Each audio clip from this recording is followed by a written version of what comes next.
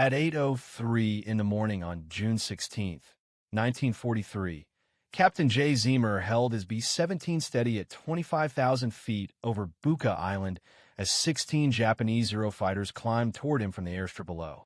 The 24-year-old pilot had rebuilt this bomber from the scrap pile 3 months earlier with a crew nobody else wanted, and today marked their most dangerous volunteer mission yet. A solo 1,200-mile photo reconnaissance run that command had called suicidal. In the past 6 months, the Pacific War Zone had lost 43 bombers without escort over Japanese-held islands, with survival rates below 30%. Old 666 carried 9 men that morning. Zeamer's crew called themselves the Eager Beavers because they volunteered for every mission others refused. They had taken a damaged B-17E that pilots thought was cursed, removed 2,000 pounds of weight, put in new engines, and added 1950 caliber machine guns. The bomber now carried more firepower than any plane in the Pacific. But firepower meant nothing against impossible odds.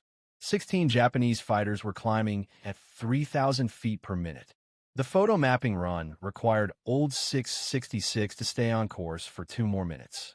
No Dajing, 9 Americans 600 miles from friendly airspace. Second Lieutenant Joseph Sarnosky crouched at the bombardier position in the nose. The 28-year-old had spent 18 months in the Pacific War Zone flying combat missions. He had earned the Silver Star 3 weeks earlier. His orders to go home would start in 3 days. His bags sat packed at Port Moresby.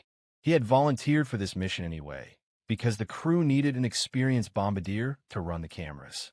The Japanese fighters reached 22,000 feet, 3,000 feet below, still climbing. Sarnosky checked his twin 50 caliber nose guns. The fixed gun that Zeamer could fire from the cockpit was ready. 16 fighters against 1 bomber. The mission started at 4 a.m. when Old 666 took off from Port Moresby, New Guinea. The Marines needed photographs of Bougainville's western coastline for a November invasion. They needed mapping photos of Empress Augusta Bay.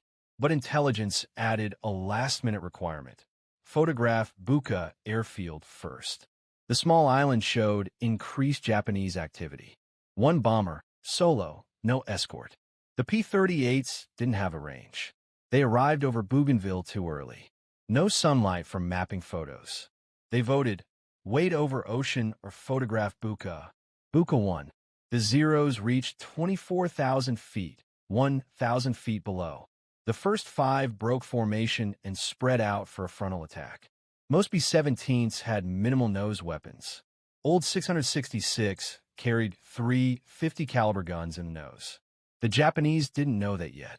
Can 1 bomber survive 16 fighters over enemy territory? Please like and share this story. Subscribe and let's see what happens. Back to Zeamer. The Zero's dove. Zeamer held steady. Camera's still running. 30 seconds left. The fighters closed at 700 miles per hour. At 600 yards, they opened fire. Sarnosky fired back. His twin 50s hammered. Zeamer triggered the nose gun. 3 guns aimed at the lead Zero. The engine exploded. It rolled upside down. The other 4 kept coming. At 300 yards, shells hit the nose. Plexiglass shattered. 1 shell exploded in front of Sarnosky. The blast threw him backward. Blood poured from his neck and side. In the cockpit, shells blew holes through the floor. Zeamer's left leg erupted in pain. Shrapnel tore into both legs and his wrist. The Zeros flashed past. 12 seconds. 1 fighter damaged. 1 bombardier dying. 1 pilot wounded. 15 fighters climbing. 600 miles from home. Navigator First Lieutenant Ruby Johnston crawled forward from his position. He saw Sarnosky beneath the catwalk. Blood pooled on the metal floor. The bombardier's neck wound pumped red with each heartbeat. Johnston pressed his hand against the cut, tried to stop the bleeding. Sarnosky pushed him away and pointed at the nose guns. Another wave was coming. Johnston looked up through the shattered plexiglass. 8 more Zeros were diving from 26,000 feet. They had watched the first attack and learned from it. This time they weren't coming 5 across. They were coming in 2 waves. 4 from above. 4 from below. Bracket attack. Sarnosky dragged himself back to the bombardier position. Blood soaked his flight suit. He gripped the twin 50 caliber gun handles and swung the guns toward the incoming fighters. His hands shook, vision blurred. He blinked, focused. The lead zero filled his gun sight. 600 yards. 500. 400. He fired. The twin 50s roared. Tracers walked up the zero's nose. The fighter's canopy exploded. Glass and aluminum pieces spiraled away. The zero rolled right and dove, smoking. Sarnosky shifted aim to the second fighter and fired again. Rounds punched through the engine cowling. The Zero's propeller stopped. It fell away. In the cockpit, Zeamer fought to control the plane. His left rudder pedal was gone, destroyed by the 20mm shell. Blood filled his left boot. The leg wound was deep. Bone showed through torn flight suit fabric. His right wrist bled where shrapnel had sliced through. He couldn't feel his fingers properly. The control wheel felt slippery with blood. But he held course. The cameras were still running. The mapping photos of Empress Augusta Bay were critical. The Marines needed them. Without these photos, the November invasion would go in blind. Men would die on beaches they couldn't see from intelligence photos. He held steady. The 4 Zeros attacking from below came in at 19,000 feet. Ball turret gunner staff Sergeant Forrest Dillman tracked them through his gun sight. The ball turret hung beneath the B-17's body, a cramped sphere of plexiglass and steel. Dillman was 5 feet 4 inches, small enough to fit. He had been working this position for 6 months, flown 32 missions, never seen an attack like this. For fighters coming straight up from below, most bombers couldn't defend a belly. Old 666 could. Dillman opened fire at 400 yards. His twin 50s hammered. The lead Zero pulled up hard, trying to break Dillman's aim. Rounds walked up the Zero's belly. The fuel tank erupted. Orange fireball at 18,000 feet. The other 3 scattered. The mapping run finished. Zeamer turned left, headed southwest toward Bougainville's western coastline, the main objective. 13 Japanese fighters were still up there, regrouping. Sarnosky slumped over his guns. Navigator Johnston checked for pulse. Found none. The bombardier had kept fighting for 4 minutes after the deadly wound. His heart had stopped. Johnston pulled the body away from the guns and took his position. Old 666 needed every gunner.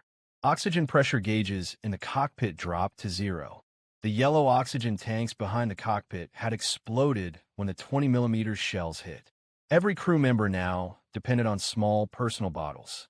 At 25,000 feet, those bottles lasted maybe 10 minutes. After that, lack of oxygen would set in, confusion, loss of coordination, unconsciousness, death. Zeamer had a choice: descend below 10,000 feet where men could breathe without oxygen, or stay high and pass out. He chose to descend, but not yet. The cameras needed 3 more minutes to complete the Bougainville coastal mapping. 3 minutes at altitude without oxygen. Co-pilot 2nd Lieutenant John Britton woke up. He had been knocked unconscious when the first shell hit the cockpit. Blood ran down the back of his head from a bump. He looked at Zeamer and saw the pilot's left leg. The knee was destroyed, broken above and below. A hole the size of a fist gaped in the thigh. White bone pieces showed through shredded muscle. Zeamer's hands gripped the control wheel, knuckles white, face gray from blood loss. Britton reached for the controls. Zeamer shook his head. Not yet. Hold course. 2 more minutes. The 13 remaining Zeros regrouped at 27,000 feet, 2,000 feet above Old 666. They had lost 3 planes and damaged 2 more against 1 bomber. The American plane was more heavily armed than intelligence had reported. The Japanese flight leader changed tactics. No more frontal attacks against that nose weapons. Attack from the sides, the waist positions. Most B-17s in the Pacific had single guns in the waist. Easy targets. He didn't know Old 666 had twin 50s in both waist positions. Staff Sergeant George Kendrick worked the right waist gun. Sergeant Herbert Pugh had the left. Both men watched the Zeros form up. Counted them. 13. Coming in from both sides at the same time. 6 from the right. 7 from the left. Split attack forced the gunners to choose targets. Overwhelm one side. Kendrick and Pew had flown together for 8 months. They didn't need to talk. They knew the plan.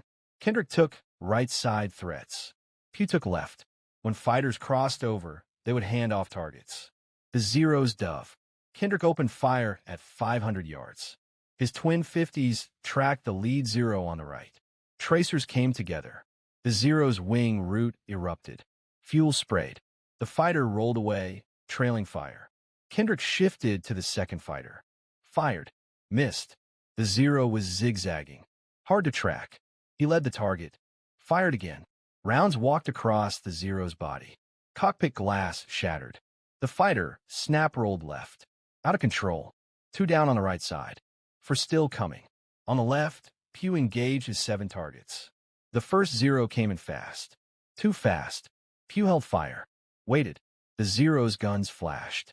Rounds punched through old 660 SIXS body. Pew didn't flinch. He tracked the fighter. Let it close. He fired at 300 yards. The Zero flew through a stream of fire. Engine smoking. It pulled up and disappeared above. The cameras clicked off. Mapping complete. Zeamer pushed the control wheel forward. Old 660 SIXS nose dropped. The altitude gauge unwound. 24,000, 22,000, 20,000. The dive was steep. Necessary. The crew needed oxygen. But the Zeros were diving too, chasing. At 15,000 feet, Zeamer pulled back and leveled off. The air was breathable now. Crew members gasped and sucked in oxygen. Their personal bottles had run dry minutes earlier. Some had been close to passing out. The dive had saved them. Radio operator technical Sergeant Johnny Abel climbed out of the top turret. His left leg was bleeding. Shrapnel from the oxygen tank explosion had hit his thigh. He ignored it and checked on the other crew. The waist gunners were still firing. The tail gunner was alive. Ball turret working. Navigator Johnston was working Sarnosky's nose guns. Sarnosky's body lay beneath the catwalk, covered with a jacket. Abel climbed back into the top turret and swung the twin 50s toward the chasing Zeros. They were coming again. The Japanese fighters had old 666 at a disadvantage now. The bomber was at 15,000 feet. Lower, slower. The Zeros could dive from above with speed advantage. 8 fighters remained working. The other 5 had been damaged or destroyed. But 8 was still enough. The flight leader organized them into 2 4-ship elements. One element would attack from the rear quarter, the other from the front quarter. Force the bomber to defend 2 directions at the same time. Classic pincer. It usually worked. Tail Gunner Staff Sergeant William Vaughn saw them coming. 4 Zeros in line formation, diving from his 6 o'clock high position. They would approach from behind and above, attack the tail, then pull up and away before the nose guns could shoot. Standard tactic. Vaughn had seen it 30 times. He swung his twin 50s up, raised the guns to maximum angle, and waited. The Zeros opened fire at 600 yards. Too far. Rounds fell short. Vaughn held his fire. Saved ammunition. 500 yards. 400. The Zeros were committed now. Couldn't break off. Vaughn fired. Both 50s hammered. The lead Zero took hits across the engine. Smoke poured. It pulled up hard, stalled, fell away spinning. The other 3 scattered. The front element attacked at the same time. 4 Zeros diving at the nose from 10 o'clock high. Johnston saw them and swung Sarnosky's guns. The twin 50s were still warm from the last fight, still loaded. He fired at 500 yards and walked tracers toward the lead fighter. Missed. The Zero was fast, closing at 400 miles per hour. Johnston adjusted, led the target more. Fired again. Hits. The Zero's cowling shredded. Pieces flew back and hit the canopy. The fighter pulled up trailing smoke. Old 666 shook from hits. 20 millimeters shells punched through the left wing. Hydraulic fluid sprayed. The number 2 engine coughed. Ran rough. Zeamer checked the gauges. Oil pressure dropping. Cylinder head temperature rising. The engine was dying. He feathered the propeller and shut it down. 3 engines remaining. 600 miles still to go. The Japanese fighters broke off at 8:45 a.m., 42 minutes after the first attack. They had lost 4 planes confirmed, 3 more heavily damaged. Their ammunition was used up. Fuel gauges showed critical levels. The return flight to Buka was 30 miles. They couldn't continue. The flight leader waggled his wings, the signal to stop fighting. 7 remaining Zeros turned northeast, climbed away, and left Old 666 limping southwest over open ocean. Zeamer slumped in his seat. The adrenaline was fading. Pain rushed in to replace it. His left leg throbbed. Each heartbeat sent waves of pain through the shattered knee. His right wrist bled steadily. The cut was deep. He could see tendon. His flight suit was soaked red from waist to boots. Blood pooled on the cockpit floor, mixed with hydraulic fluid and spent brass casings. The smell was overwhelming, copper and gunpowder and airplane fuel. Britton took the controls. Zeamer didn't resist this time. He leaned back, closed his eyes, stayed conscious through willpower alone. Behind the cockpit, the crew looked at the damage. Old 666 had taken 187 bullet holes and 5 20mm cannon strikes. The nose plexiglass was gone. Wind screamed through the opening. The oxygen system was destroyed. Number 2 engine was shut down. Hydraulics were leaking. The radio was dead, hit during the first attack. They couldn't call for help. Couldn't request emergency landing clearance. They were on their own. Port Moresby was still 500 miles southwest. 2 hours of flying time at reduced speed on 3 engines. Abel and Kendrick worked on Zeamer's leg. They had pulled the first aid kit from its spot and found sulfa powder and bandages. The wound was too bad for field medicine. Bone was shattered. Arteries were cut. They packed the wound with gauze, wrapped it tight, applied pressure, and slowed the bleeding. That was all they could do. Zeamer needed a surgeon. Soon, or he would bleed out before they reached land. His pulse was weak, skin pale, lips blue. Shock was setting in. Johnston stayed at the nose guns, scanning the sky for more fighters. The Japanese might send a second wave. Fresh planes from Rabaul. It would take them 90 minutes to reach this area. Old 666 will be vulnerable the entire flight back. No radio, 1 engine down, wounded crew. Easy target, but the fighters never came. The sky stayed empty. Just clouds and ocean below. The bomber droned southwest alone. At 9:30 a.m., Britain spotted the New Guinea coastline. Land. They had made it across the Solomon Sea. But Port Moresby was still 200 miles inland, over mountains through weather. Old 666 was losing altitude. The 3 remaining engines couldn't keep them at 15,000 feet. They were down to 12,000 now, sinking slowly. The mountains ahead were 7,000 feet high. They would clear them barely. Zeamer opened his eyes. He didn't remember closing them. Britain was still flying. The coastline was behind them now. Jungle below. Mountains ahead. The Owen Stanley Range. 7,000 feet of rock and trees between Old 666 and home. Zeamer checked the altitude gauge. 11,500 feet. Dropping. He looked at the engine gauges. Number 2 was still feathered dead. Number 1 was running hot. Cylinder head temperature in the red. Oil pressure going up and down. That engine wouldn't last much longer. If it failed, they would have 2 engines. Not enough power to clear the mountains. They would have to crash in the jungle. Nobody survived jungle crashes. The weather closed in at 10,000 feet. Clouds wrapped around the bomber. Visibility dropped to 0. Britain was flying on instruments, compass heading, airspeed, altitude, rate of climb. The bomber shook through turbulence. Rain hammered the body. Lightning flashed in the clouds. Thunder rolled. Old 666 went down through 9,000 feet. The mountains were somewhere ahead in the clouds. Britain couldn't see them. He flew the heading, trusted the compass, hoped the mountains were behind them. At 9,500 feet, they broke through the clouds. Clear air below. Mountains all around. The Owen Stanleys. Sharp peaks covered in jungle. Old 666 was in a valley. Mountains rose on both sides, higher than the bomber. Britain turned right, followed the valley southwest, looking for a pass through the range. The altitude gauge read 9,000 feet now. Still dropping. Number 1 engine was failing. Temperature gauge pegged. The engine was cooking itself. Britain reduced power, babied it, tried to keep it running. They needed every bit of thrust.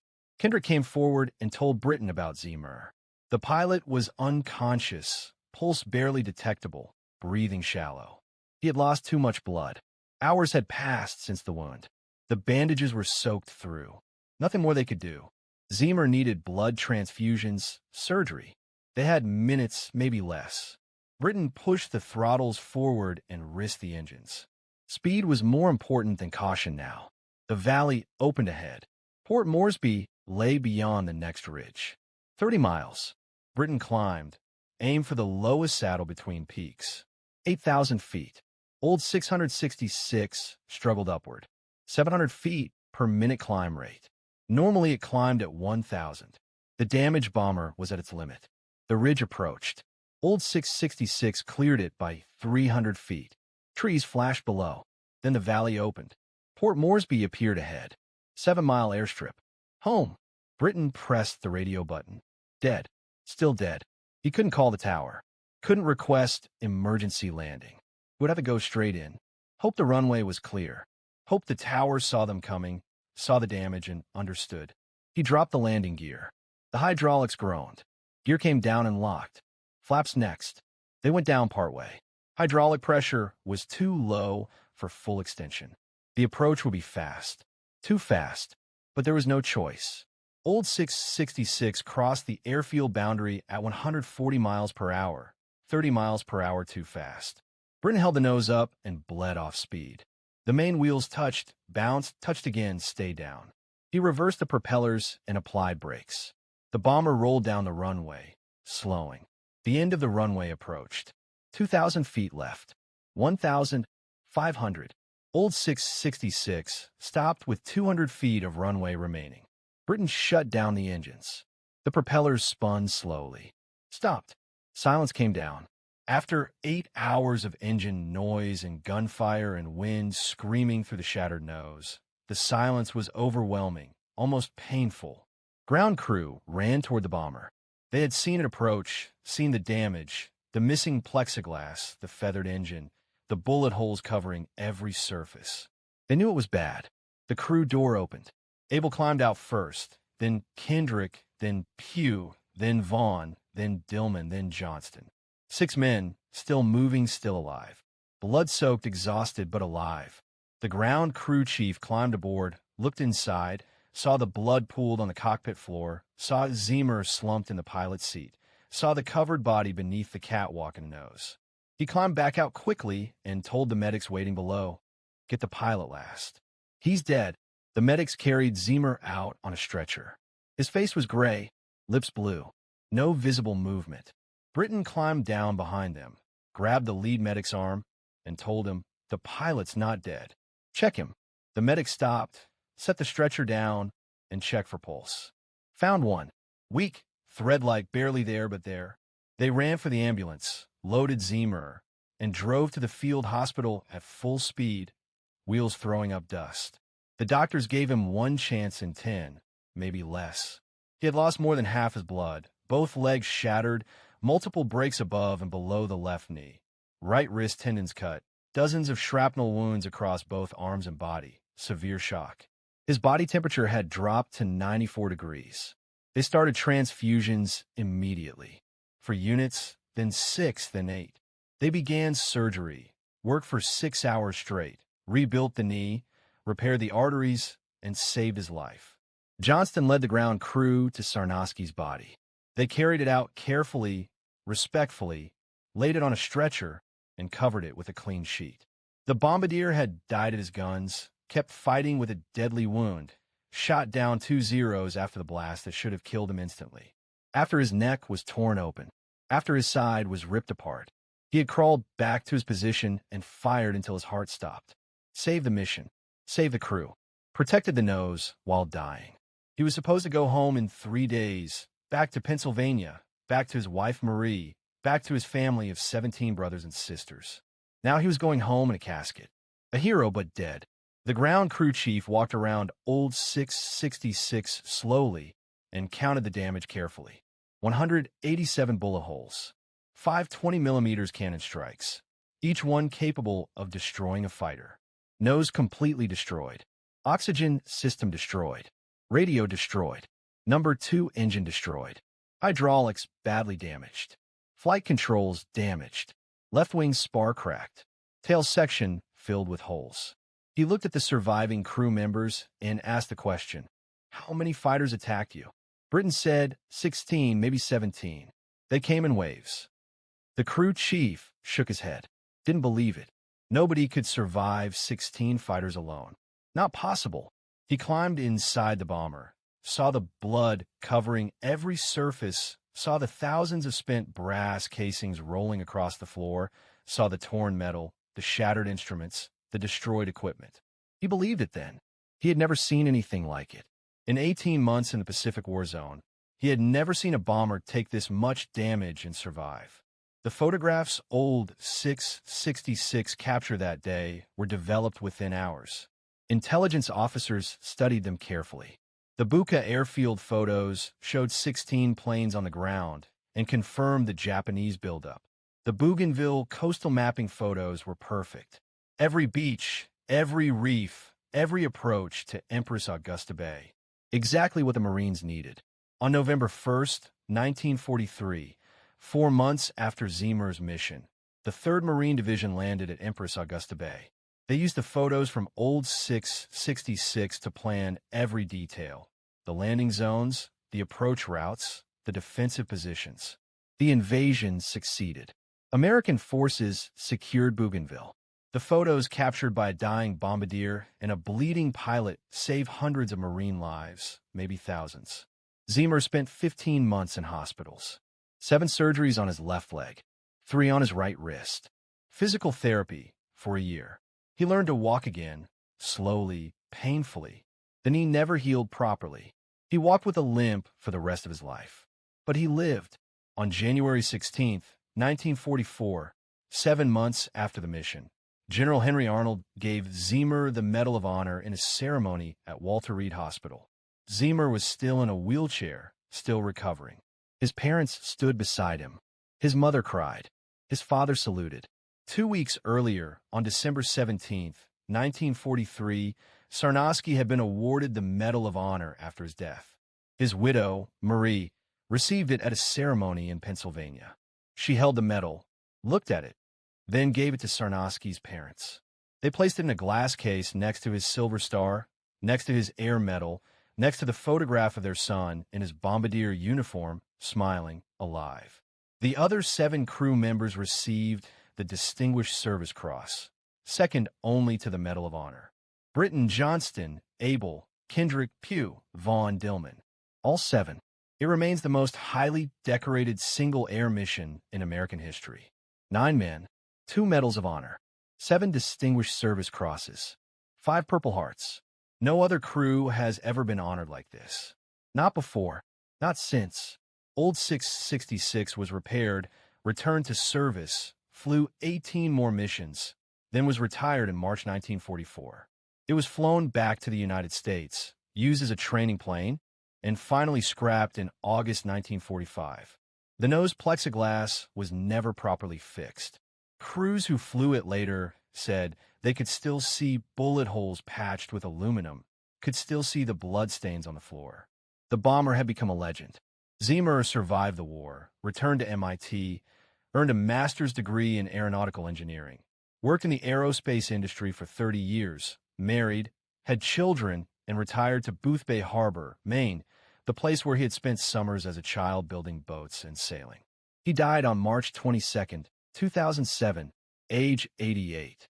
He was buried at Arlington National Cemetery with full military honors. Section 34, Grave 809.